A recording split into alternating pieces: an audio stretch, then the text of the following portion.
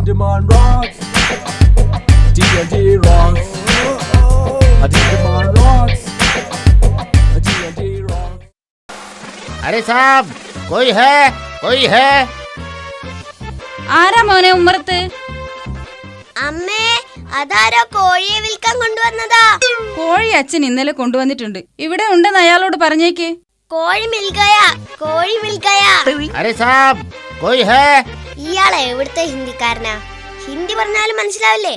साहब എടോ, തന്നോടല്ലേടോ പറഞ്ഞത് കോഴി ഇവിടെ ഉണ്ടെന്ന്. കോഴി മിൽഗയാ.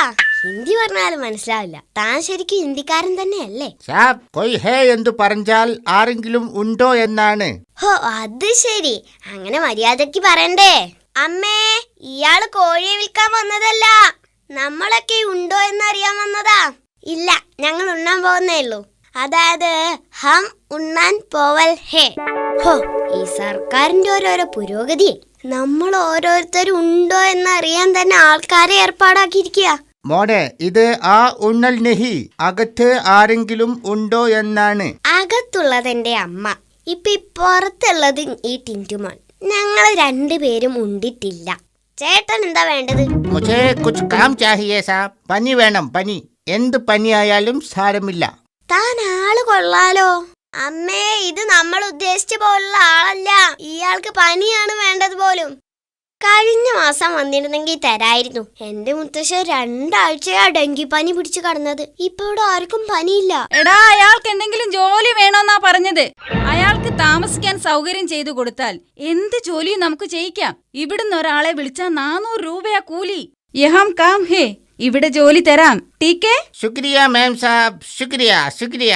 അയാൾക്ക് നമ്മുടെ വിറകുപുര കാണിച്ചു കൊടുക്ക്. എടോ, തനിക്ക് മലയാളം അറിയാമോ? കുറച്ച് കുറച്ച് അറിയാം. ആ, കുറച്ച് അരിഞ്ഞാ മതി. ബാക്കി ഞാൻ അരിഞ്ഞോളാം.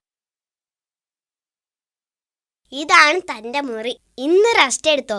നാളെ മുതൽ ജോലി തരാം. ടീക്കേ? ശുക്രിയ സാബ്, ശുക്രിയ. ഇതാ, ഇത് വെച്ചോ. ഇതെന്താ പച്ച ബുർക്കോ? ഇത് മുറുക്കും മിച്ചറൊന്നുമല്ല, കൊതുക് തിരിയാ. ഇതില്ലെങ്കിലേ കൊതുക് തന്നെ കൊണ്ട് ബോംബേക്ക് പറക്കും.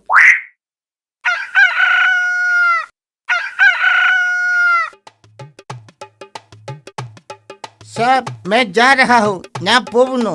എനിക്ക് ഈ മുറിയിൽ താമസിക്കാൻ പറ്റില്ല. എന്തു പറ്റി? താൻ കൊതുക് തിരി കത്തിച്ചില്ലേ?